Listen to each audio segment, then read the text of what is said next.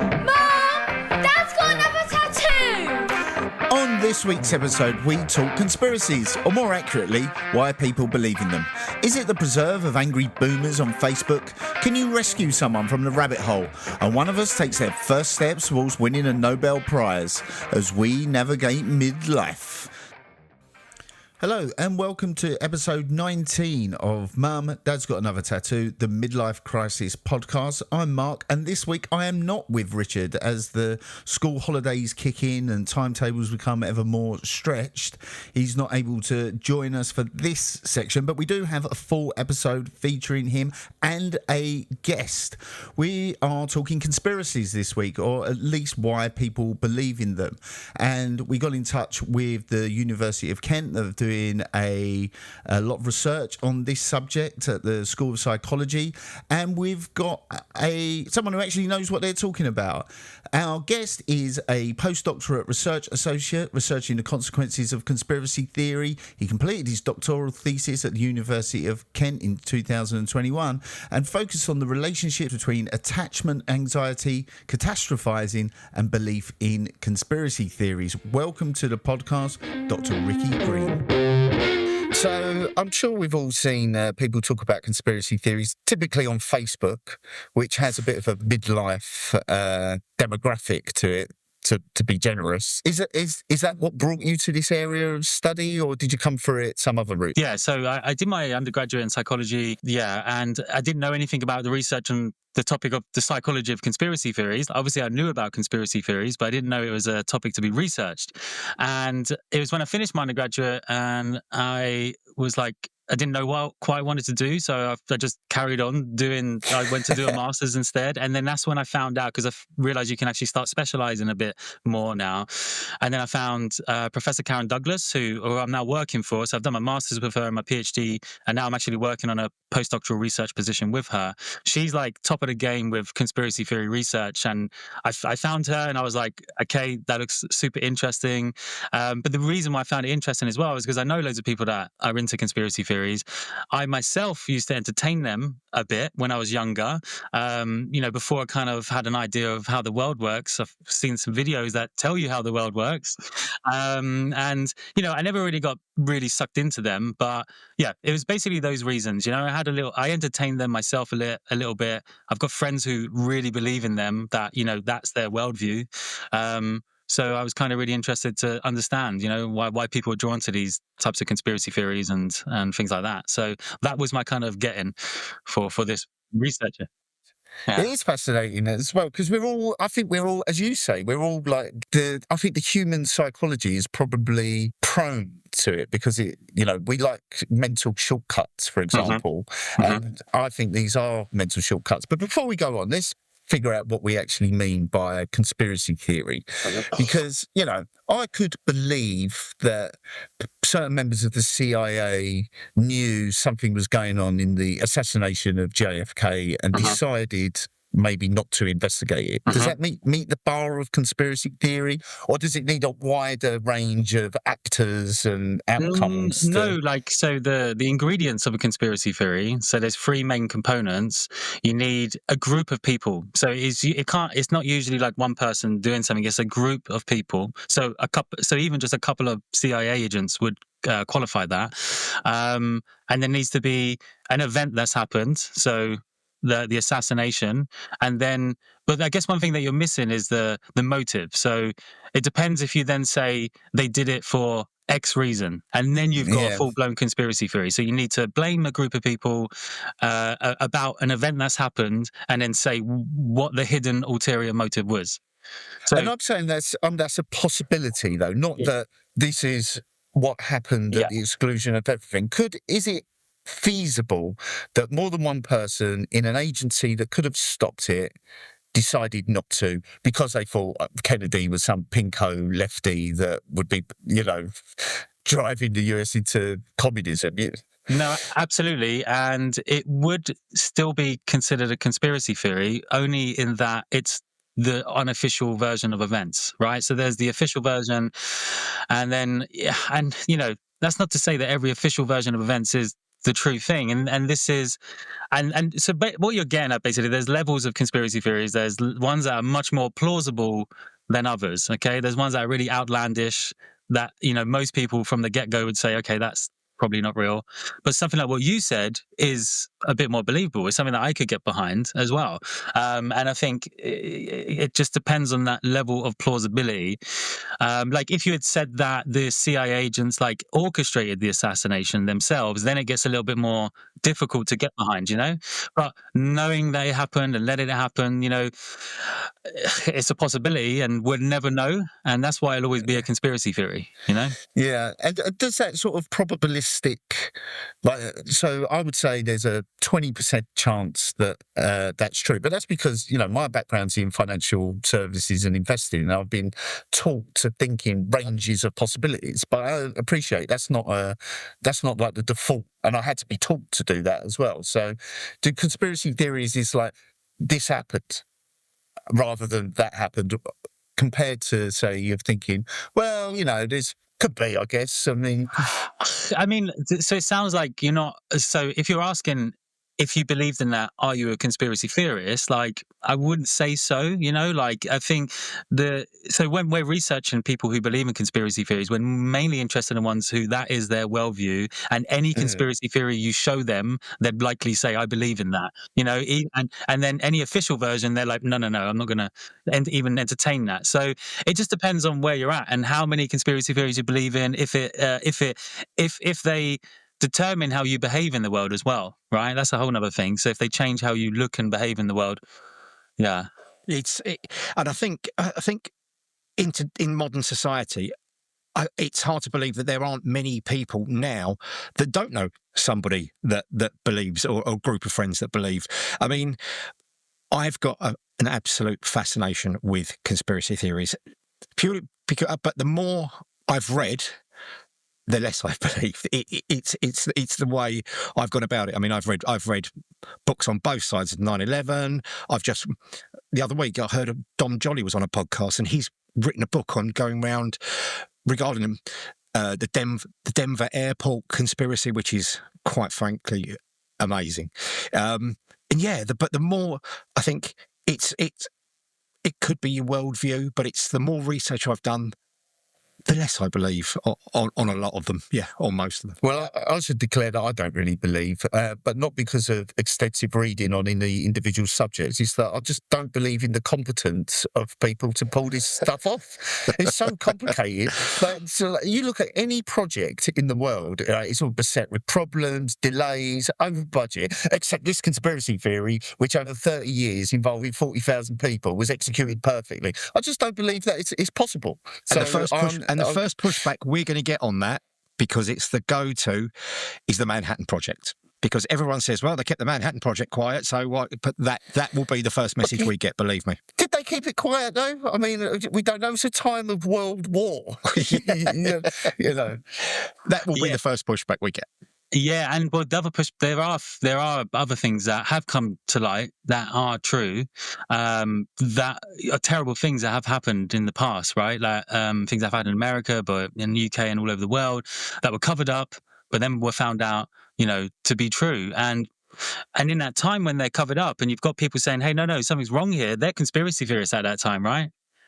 You know, so there are the issue is, I think, with a lot of like conspiracy theories, there's like a kernel of truth in it. And in fact, I was listening to LBC the other day, and I can't remember exactly the quote. They was talking about conspiracy theories. I think because recently a child died of measles somewhere up north in the UK, and in that area, like only 60% of children are vaccinated or something. And, you know, it's most likely to do with a lot of misinformation around vaccines and stuff like that. So anyway, that was the discussion yesterday. But there was something they said, and it really rung with me, that the conspiracy theorists tend to get the facts wrong, but they've got the feelings right. In that, in that, there is bad things going on in this world, and definitely things could be more equal and more fair for people, and financial disparity and stuff like that. And I totally understand why people have an issue and they want to find out distrust of answers. authority. It's just, yeah, exactly. Yeah, there are things that have happened, and just the way the world's going on now, I don't blame anyone for thinking in these ways. This can't be right. There has to be something going on. Maybe it's planned. Maybe it's meant to be like this. And that's Well, the flip side of my skepticism about these highly orchestrated conspiracy theories is that also, if you ever read a newspaper article about something that you know really well, there's always at least 2 or 3 errors in it. And that goes from my wife appearing in a little section of Horse and Hound when she won a regional thing, got the age of our daughter incorrect, up until I was involved in one of the banking Scandals. No, not scandal. It was during the financial crisis. I worked for a subsidiary of Halifax, and so I was very close to Halifax and Lloyd's merging. And even in reputable publications like the FT, then that's not right. That's not right. And so somewhere, not even so, I'm more inclined towards the official explanation more often than not, but with caveats. And I think that's a good way to be. I think there's healthy skepticism. You can be skeptical in a kind of healthy way and not an all-consuming way, which a lot of conspiracy theorists seem to be. But yeah, on that point you made as well, it's true. I think people give a lot of credit to governments and stuff. They're not as confident as they're making them out to be, right? But then there was also issues if you are seeing errors in these reporting, and that there's errors, these are things that probably also contribute to people believing in conspiracy theories. So when 9/11 was happening, because it was so fast, and the reporting was it had to there and then. Journalists are trying to get information from the ground and everything like that. There's lots of miscommunication, so misreporting, and then that all adds up to the evidence for conspiracy theorists that there was some cover up because look, they've said this was going on when it wasn't happening, so these errors don't really help. But this is, as you say, is human incompetence, and it doesn't necessarily mean it's it's just how we are. So these errors can actually build up evidence for people to say actually there's something going on here. Well, I can see that being the case in say 9/11, a very public event, tragically spectacular, and also watched in real time by lots of people. So I can see where they come. But what about some of these other, I don't know, there's an alien base in the Antarctica, and some of the more outlandish ones. Where do they come from?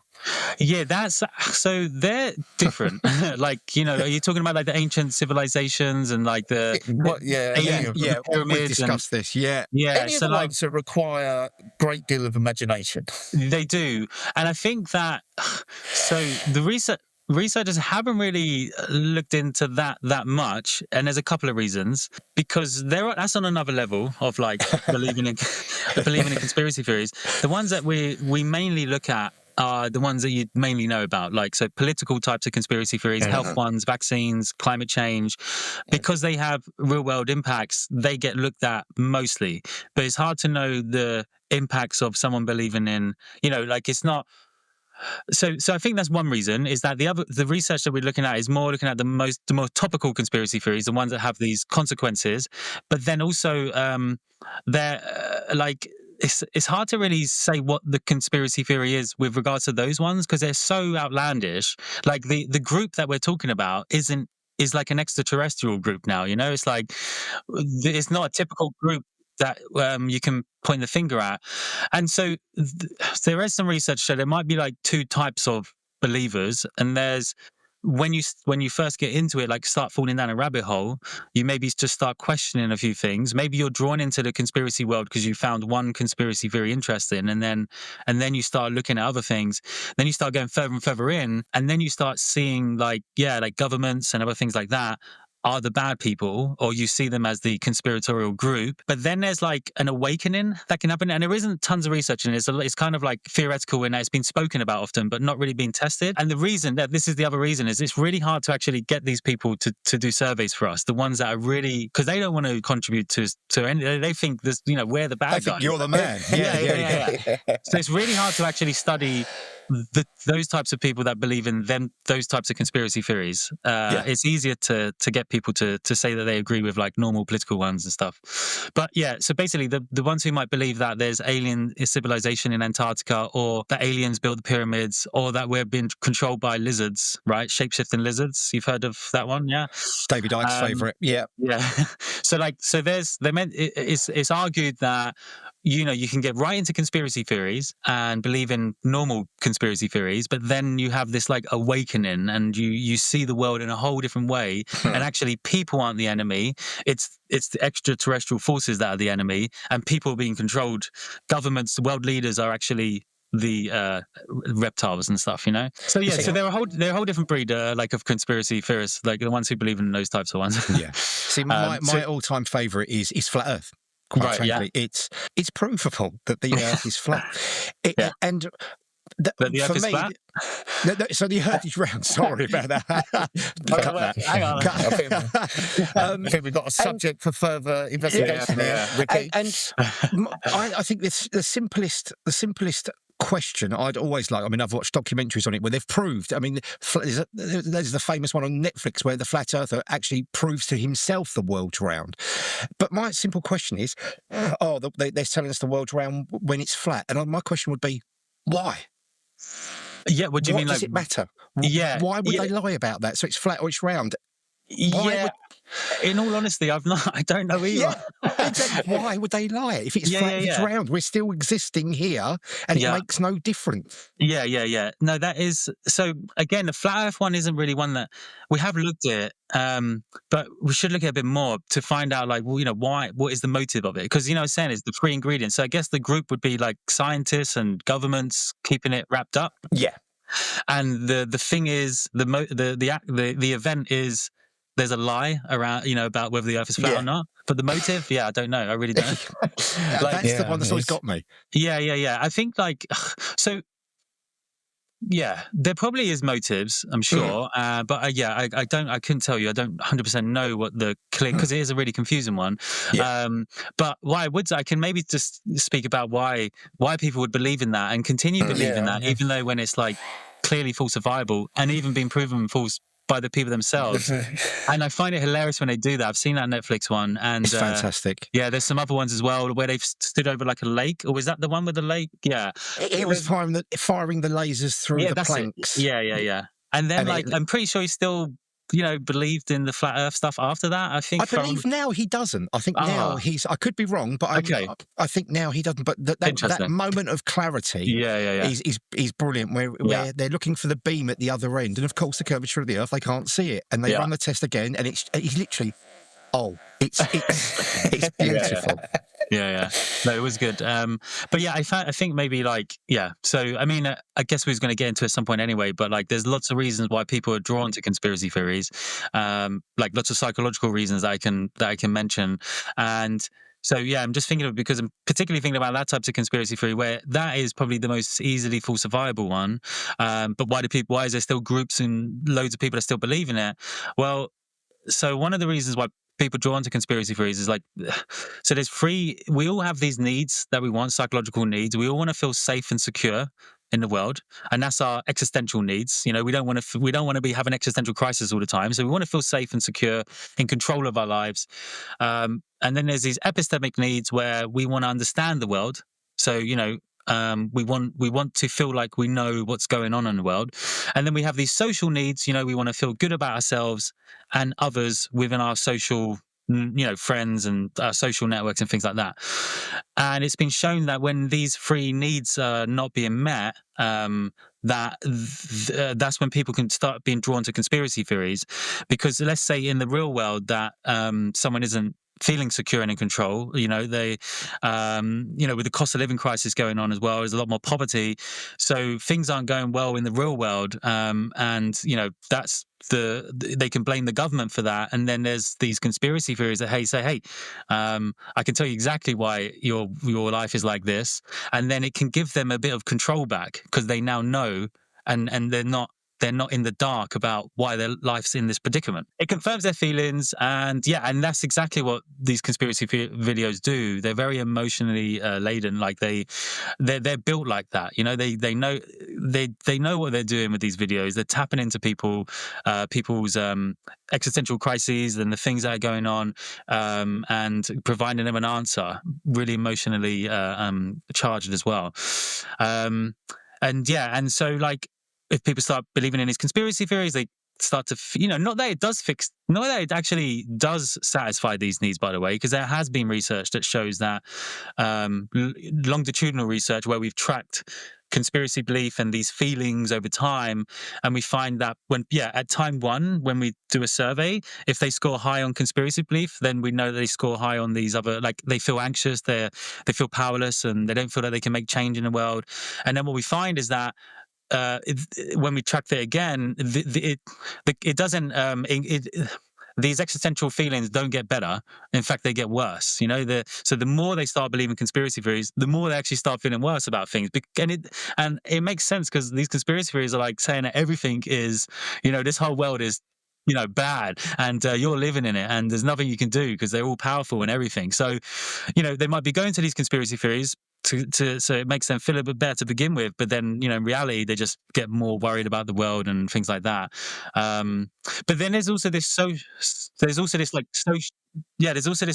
element. So when they are in that community, then they've got a whole group of people to speak to, like-minded people, and the flat earth society is like, there's not many conspiracy theories that have a group that regularly chat and speak to each other all the time, whereas that is a real community one. And I think that's why this one persists so much, is because people are feeding each other. Yeah, they're feeding each other. And perhaps that is one way that it could be beneficial for some people, at least just for the social aspect. Yeah. But yeah, so that was a long way of going around, like, why would people still be believing in these types of conspiracy theories? But yeah. And so I get the community aspect, and the Flat Earth Society as well claim that they have members in all corners of the globe, which is an interesting contradiction. You mentioned the existential crisis, and of course this podcast is dedicated to the midlife crisis. So is age a factor in this? Have you got to be beaten up by the world a little bit to have these psychological needs? Yes, age has a relationship with belief in conspiracy theories, in that, so like a lot of the stuff that we're doing surveys. These are well thought out surveys that try and measure psychological personality traits and things like that, and also belief in conspiracy theories. So then we can see who scores high on belief in conspiracy theories, and then what that relates to. And age is one of the things that we always have in there as like a demographic question. And what we usually find is that there's a negative correlation between age and conspiracy beliefs. So the younger generation tends to be more believing in conspiracy theories. But the thing is with that though, it's like just correlational, in that like it doesn't say that that's a cause or anything like that. But that is one relationship that we do find, that there's this negative relationship between age and conspiracy belief.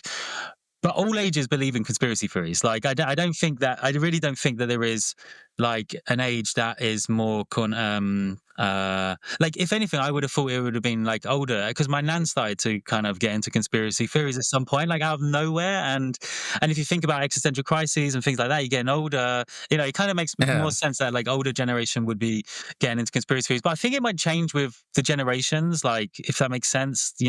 Certain generations don't want to follow the same things that the generation above did, so I can maybe hopefully see like the Gen Z, which I think is like the most recent. Is it Gen X? No, it's Gen Z, isn't it, I think. I'm afraid I'm Gen X, so there's no way that's the... I don't know, maybe they might change, they might buck the trend and actually like not be attracted to conspiracy theories so much. And in your research, when you're speaking to people, do you come across people that believe every conspiracy theory that you put to them? Do you come across people like that? Yeah. Well, it's hard because when we're doing surveys, we have like these platforms where we can just send it out, and there's so we don't really personally speak to conspiracy believers. We're more like getting the views of like 500 people at a time, right. But like we do see, so when we have a set of conspiracy belief questions in there, so there'll be a statement like, how much do you agree with these statements? the American government orchestrated 9/11, the Apollo moon landings never happened, things like that. So a load of statements, and then they can agree from 1 being strongly disagree to 7 strongly agree. And yet we do often see people scoring high on all of those. So there are like a lot of people who, believe, like, that's one of the strongest predictor of whether someone believes in one conspiracy theory is whether they believe in another. So generally, if you are into conspiracy theories, you're into them. It's kind of like, there's not very many people that are just, they have one conspiracy theory that they like or something. It's either, I mean, there are, but it's usually you're all in or you're just, only tip your toes a little bit. See, I've always wanted to get the people that believe we didn't land on the moon with the people that believe that Neil Armstrong and Buzz Aldrin saw an alien base on the moon and put them together and just see what happens. Yeah. There is this comedian, I can't remember his name, but he actually got a room. So there's something just as you described. Yeah, and I think they were all flat earthers, but they all had their own flavor of their conspiracy theory. And it was very interesting. Like, then, they're there and they were like, okay, yeah, we'll believe the same thing. But then when they start getting into the details of their particular belief on it, then they, arguing with each other about their own. Yeah. So that could be quite funny. Yeah. Those that score highly, do they also score highly in those psychological needs? Is that, you mentioned the 3? Yeah. So that's basically how we know this. And then, as I said, like these surveys are not, there's better ways of finding out the answer that you want, of the question that you're trying to answer. And yeah, so this is like cross-sectional correlational stuff when we have these surveys and all these questions, because we're just seeing how they relate, all the answers relate to each other. And yeah, generally, so for the existential stuff, the reason why we can say confidently that people who have these existential crises are more drawn to conspiracy theories is because over and over and over, if someone scores high in conspiracy belief, they're scoring higher on measures of anxiety, measures of like powerlessness, so in different ways, whether they feel powerless of being able to make to change their own life, feeling powerless about politics, if people don't think that they can make a change. You get people that, and it's hard to disagree with it sometimes when you say like, well, my vote doesn't really matter, that's the sort of like powerlessness that I'm talking about. People who just think like, well, what I'm going to do doesn't matter. So yeah, and then there's other things as well. So the stuff that I've looked at in my like PhD work was attachment anxiety. So there's even like anxiety specifically about how we approach relationships. I don't really understand what I've seen this phrase a lot recently on social media. Maybe it's the algorithm telling me something. But so was it anxious attachment? Anxious attachment, yeah. So what is that? So there's three like attachment styles, and what I mean by that is like how we see, it's basically how we view ourselves and others, in specifically about relationships and how we deal with relationships. And these attachment styles are argued to like mainly be derived from how we were brought up, right? How depending on how much care and love that your parents gave you and things like that, or your primary caregivers, like whoever was raising you.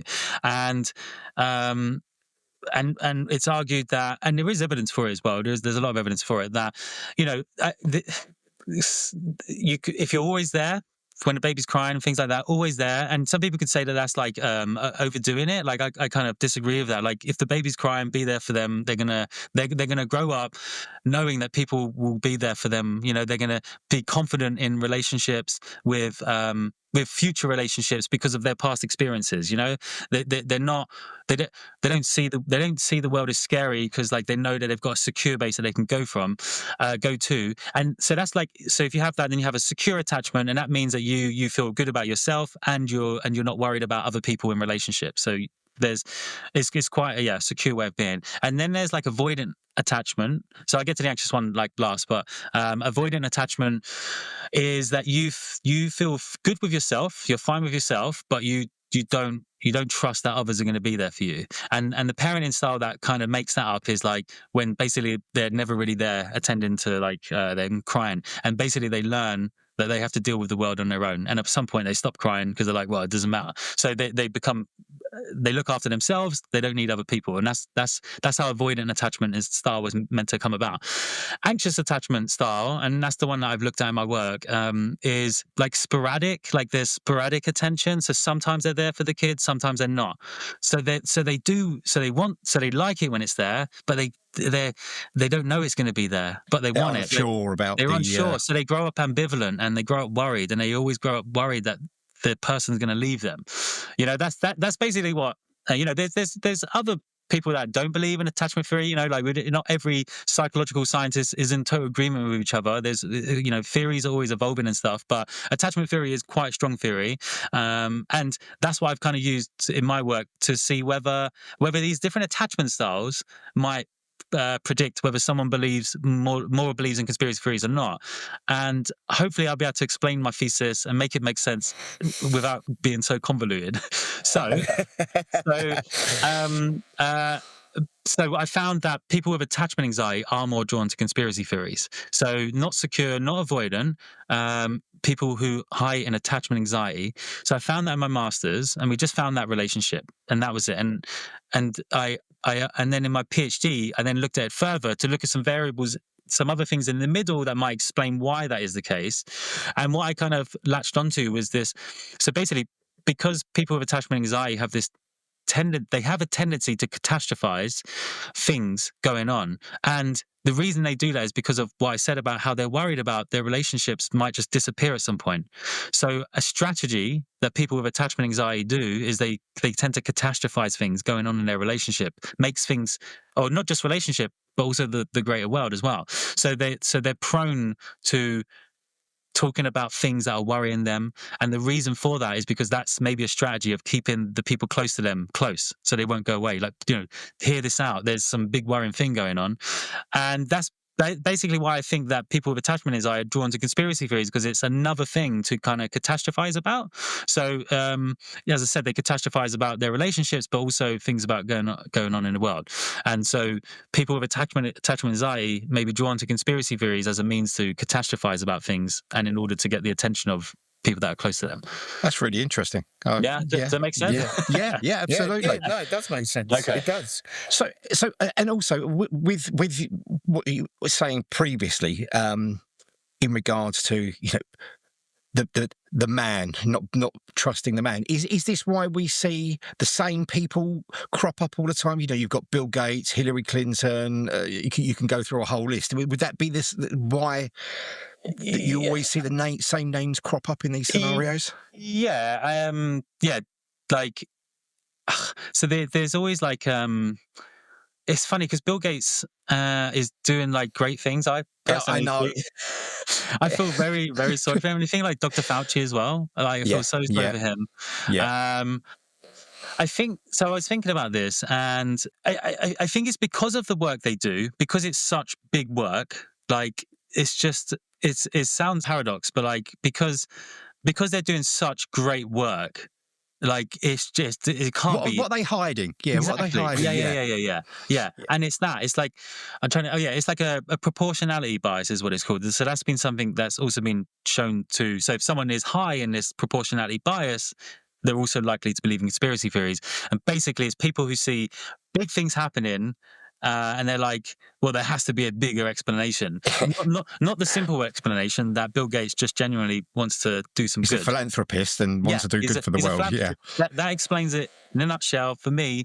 But that's too much. It's like no. There's something behind there, But I also think there's another reason for it as well. Is this ideological element to it as well? Like, so.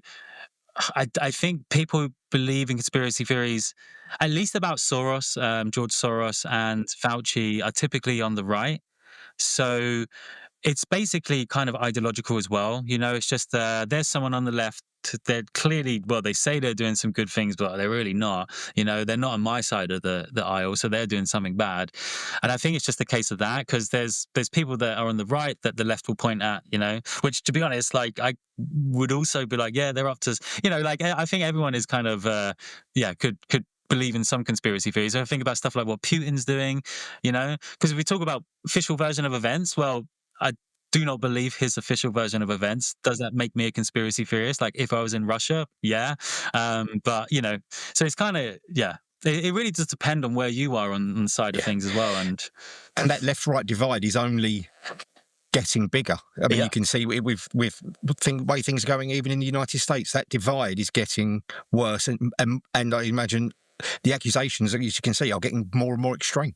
Yeah. It also It also surprises people when I say that we do a bit of preparation for these shows, but it's true, we do. And I've noticed in your, or at least your colleagues, published a paper on the if they like what I can't remember what it was now. It's the levels of trust.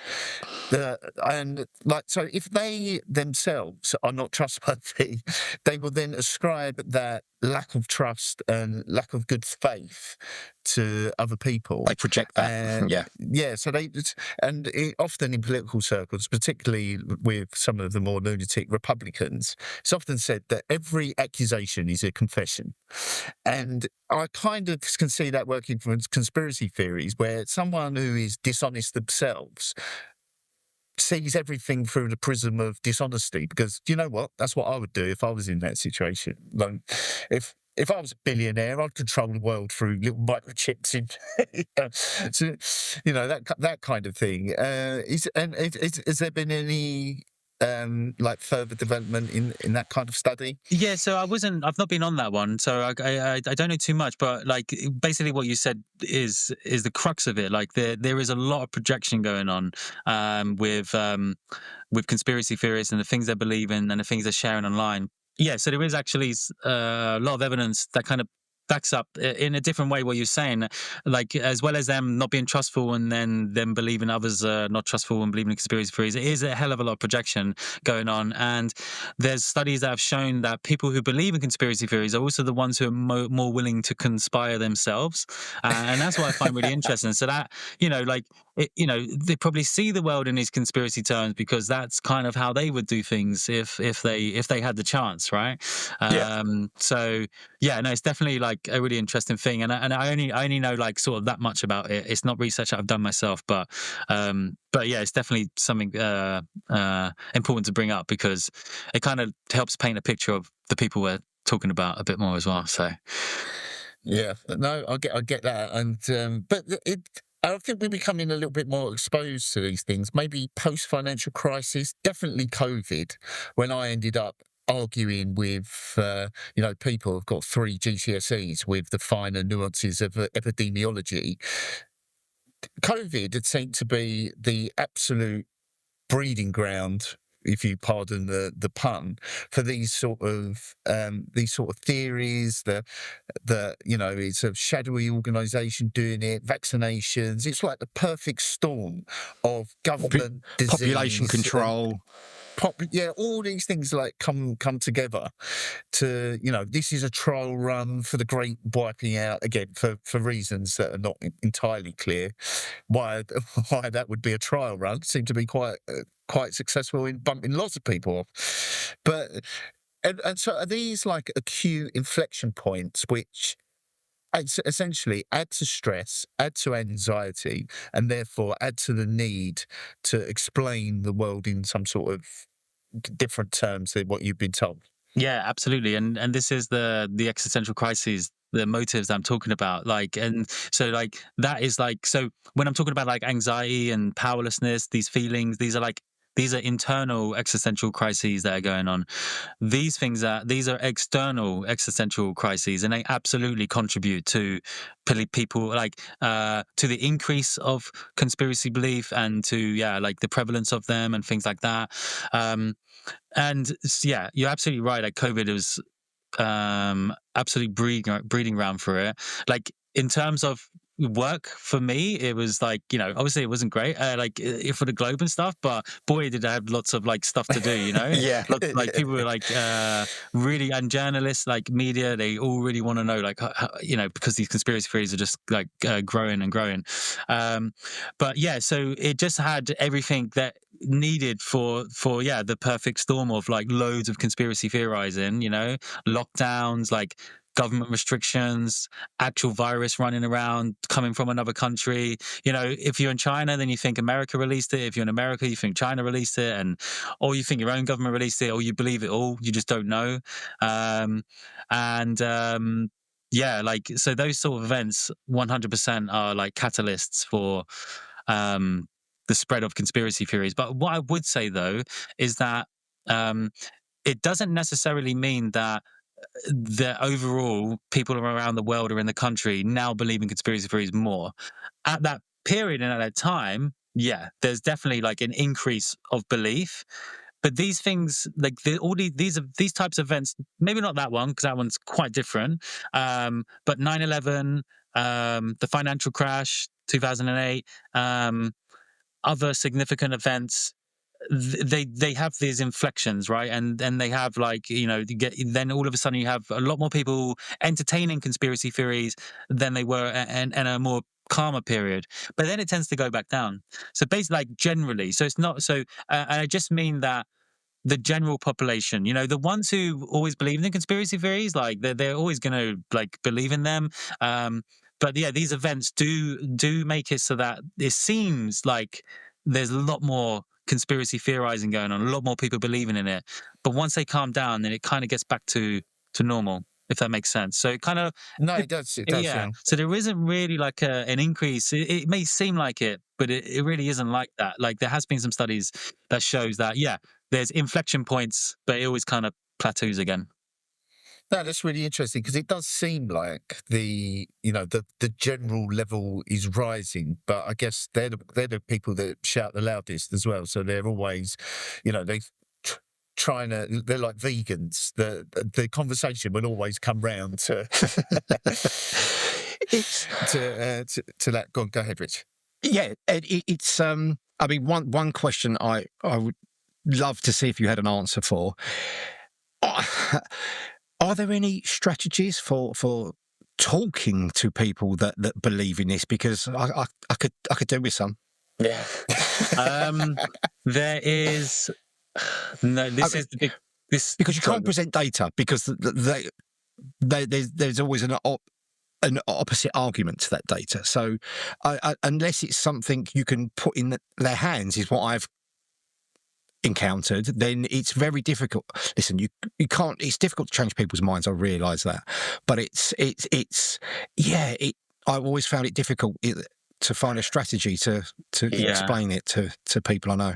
Mm-hmm. So that's actually where we're getting at with the research now. That it's not been fully answered. There's literally only like review papers on it, as in we're just discussing things that we think would work, but hasn't been tested yet. So these review papers have a few goals, like to highlight an issue, but then also to kind of kickstart, people thinking about doing research in it. So we have actually got a paper out like called "Engaging with Conspiracy Believers," but it's just suggestions at the moment, right? And these suggestions are, it's don't get into an argument for one. Like it's just that really puts you out, Mark. You just have to kind of be understanding and try and see things from their point of view without getting into a spat about it. Without actually kind of arguing. And that's kind of the crux of the advice at the moment. And it depends on. I can tell you, without a doubt, I'm not going to follow that advice. Yeah. Well, part of it is because I like showing off what a clever little boy I am, and I know about statistical relationships, heuristics, and all these other sort of things. I can't help it, but that was a sort of COVID thing and I've stepped away from it. And actually, I don't really communicate with somebody who does know. Or does talk about conspiracy theories all the time. It's just like a little itch that I can't, and I'm, in these sort of debates, I'm not particularly empathetic, let's say. But one of the things I really get annoyed about is like the sort of argument and the logical fallacy of the appeal to authority. So like, Dr. So-and-so from the university of somewhere also believes this. The fact that it may not be their field of study and absolutely nothing to do with it is irrelevant. Is the research sort of behind the development of AI as well? Because not only do we have the potential of Dr. So-and-so saying, the vaccine is just mind control, and the fact that they're a doctor of nothing to do with vaccines, but now we can have like really lifelike faked videos of people that you can imagine Chris Whitty, a fake AI video saying I'd say everything I said was rubbish, and we don't really have the tools to be able to A, determine whether that's fake or not, or B, convince anyone else that it is. Yeah. No, it's kind of worrying. And like, there are, it surprises me that there are actual like doctors, healthcare professionals, like scientists who spreading conspiracy theories. But then you find out that they've been struck off, like, for some reason or another. So they're clearly, not probably the best person to be in that position, especially if like they're anti-vax and they're like a nurse or something. Like there are well-known nurses that are very vocal, but then you usually find that they've been struck off. So that basically, these are educated people, right? And I was going to mention that education is like one of the things that is a predictor of it. Like there's like this negative relationship. So yeah, people who have lower levels of education are more drawn to conspiracy theories, but that's not always the case. There are smart people who believe in conspiracy theories, and it just goes to show you how kind of easy it is to kind of get sucked into them, and it just it must be that, like, because if they're educated in their field but then they're clearly not engaging with the actual research of it, like that vaccines are overall safe and effective, then there's something else going on there. Like it could be that they're just more drawn to them for like ideological reasons or something else, or they just have, I don't know, like, because there's one of the epistemic needs as well is having this understanding of the world, how we understand it. And there's two ways that we can approach it: with a critical mind, but also more of an intuitive mind, like kind of going by gut feelings. And we found that, or research has shown that it's people who are more drawn by their gut, more go by intuitive thinking, that are more drawn to conspiracy theories. And it just makes me wonder if maybe like that's how, you have healthcare professionals and scientists who you'd think that, would be, wouldn't believe in conspiracy theories against their field. Maybe that they just have this gut feeling that something ain't right about, I don't know, a particular vaccine.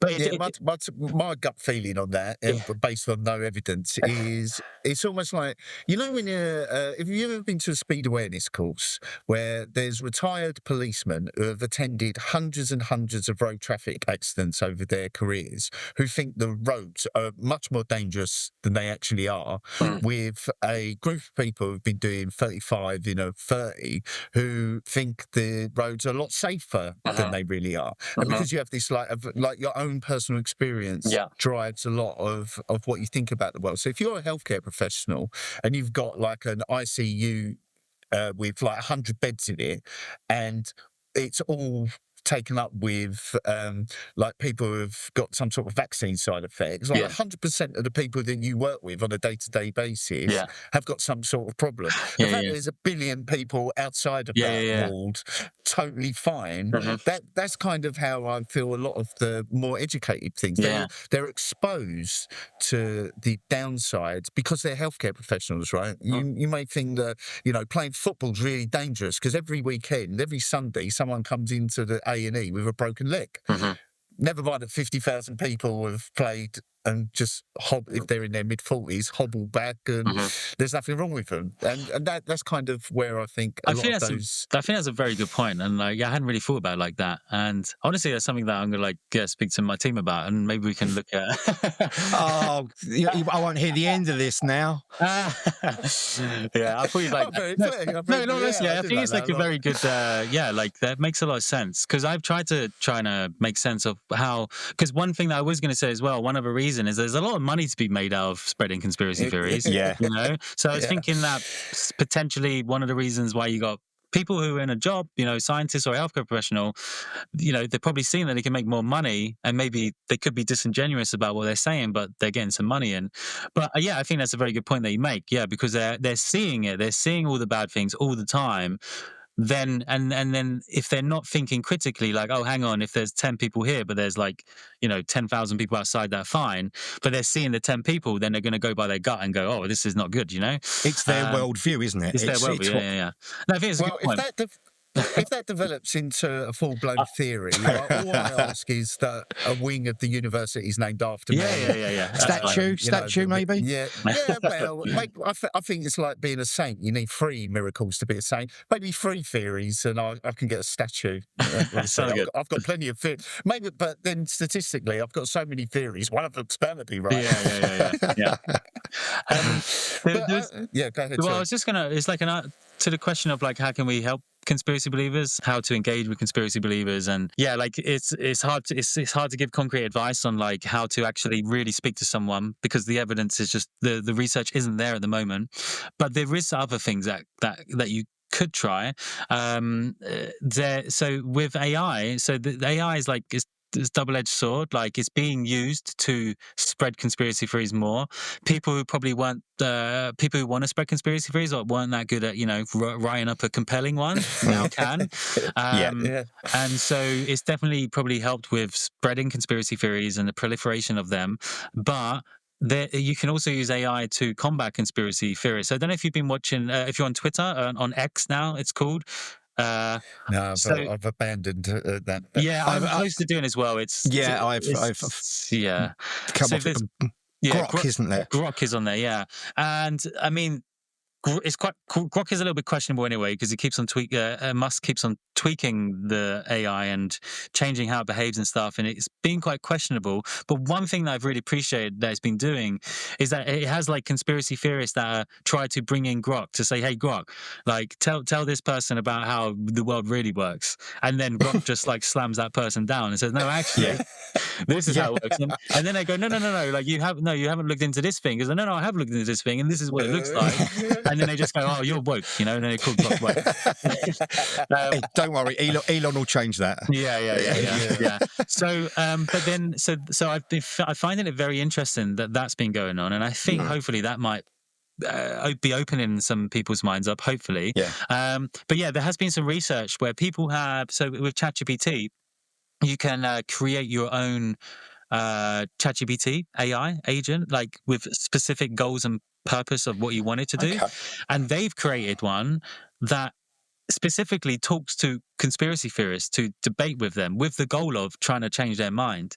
And it is being proven to be quite effective. That's interesting. Yeah, it's very interesting. There's 2 studies now that's been out on it. So 2 papers, and both of those have shown good results. And the reason why it's different because I think they used also human interaction versus AI interaction, and AI interaction just seems to do better. And it might be because it takes away that kind of, it knows it's talking with not a person, right? There's no emotion there. There's no emotion. Yeah. And I think that's what it is that you can get kind of, get emotional when you're speaking to another human being. But when it's speaking to the AI, it seems to take on board more what it's saying and allow it to change its view more. So, there is things that could be coming out, that you could, if you were worried about a friend or a family member, and they're believing in harmful conspiracy beliefs, they won't get vaccinated, or they won't vaccinate their kids, for instance, and you want to help that, then that hopefully is something that you could try in the future.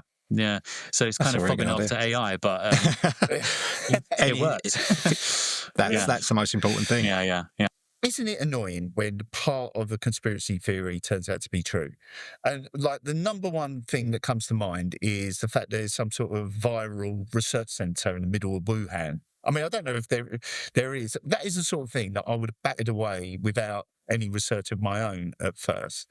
And then it turns out to be true. Oh, fucking hell, they're going to be going on and on about this until the cows come home. I mean, that's the real danger, is that you mentioned it at the beginning. They've all got like kernels of truth, and those kernels of truth make it really difficult to argue against. But I guess you're saying don't argue back. Yeah, I mean, make them feel loved. Yeah. I mean, this is because there'll always be things that can be brought up if you're having a debate with a conspiracy theorist, where they'll be like, well, this happened and it was true. Like Watergate is probably the biggest example. That was a conspiracy theory, and then, well, now it's not. Now it's just a matter of fact. But the thing is that like the Wuhan Research Center. So I think I think the conspiracy theory is that it got released from there. Not that there was. I think it was known quite early on that there was a Wuhan lab. There was a virus lab there, which doesn't help things, right? And I totally get that. But the conspiracy is that well, it was never a conspiracy theory, and this is one thing that you could, if you were going to try and have a healthy debate, is that was never off the cards of the official version of events. It wasn't off the cards. It was always part of the possible explanation of the organization of whoever was trying to figure out what was going on, in China or in the UK, whichever organizations are meant to find out. It was always on the cards. So that's one thing you could always bring up. Yes, it's true. There is a virus lab in Wuhan, and it may have come from there, and it hasn't been written off. It hasn't been written off. Yeah. So yeah, I think that's where we came in. Actually, is that if you can say, right, well, there's a 20% possibility that happened, a 5% possibility that it was done deliberately, I think that makes you a little bit more. I think it makes you feel better about the world, that you can understand that there are multiple plausible explanations for stuff, and you can accept that you don't actually know which one is the right one. And so finally, with all your research, are you shielded against any conspiracy theory, or have you got a favourite one that you just can't leave alone? Well, the Epstein stuff is really interesting. Yeah. Yeah. It's really get no argument for that. Yeah, this is where it tests. No, so actually, as I said, I used to entertain conspiracy theories to the point where it was the only way that I kind of learn about the world, but because I wasn't really interested. I went to university a bit late, 20, well, not super late, but 24, so I didn't really have a grasp on the way the world works and things like that. But then that slowly all kind of went, and then through doing my studies, I then realized that is really, these conspiracy theories are quite false. And then I did become quite anti, and I'd always be like anything that's conspiracy theory, I'm like, no, straight away. Yeah. But now there are things that have gone on, and no one's, I think everyone's susceptible to a little bit of conspiracy theorizing sometime. Yeah. And basically this Epstein stuff is just crazy because, I mean, it's probably, I believe, who knows what Donald Trump did or whatever, but his names are most likely all over that file. And do I think that maybe he doesn't want it to go out? And that's the conspiracy theory. And, the Trump administration are hiding the Epstein files because they're worried that it's going to ruin his reputation. And I'm kind of for that at the moment. Yeah, I kind of believe that. I'm in agreement with that. Yeah. So then my final question is, are you open to the idea that Trump's completely innocent of all this? I'm not. I'm not. But I mean, you must accept, in the distribution of probabilities. Yeah. It's above zero. Maybe not very high above zero. I always go back to Occam's razor with this. The simplest answer is usually the correct one. And the best way of saying it, if it looks like an elephant, smells like an elephant, tastes like an elephant, it's an elephant. Donald Trump is a... Yeah, absolutely. It's easier to find evidence for it than it is against it. Let's put it that way. There's so much to suggest that, he's may have done some naughty stuff, but yeah. Dr. Ricky Green, thank you very much for joining. Mum, Dad's Got Another Tattoo. It's been a really interesting. Really enjoyed it. Really enjoyed it as well. We'll link to the work that you've done at the University of Kent in the show description as well. But until then, just again, thank you very much. Yeah, thank you. Thanks so much for having me on. It's been great.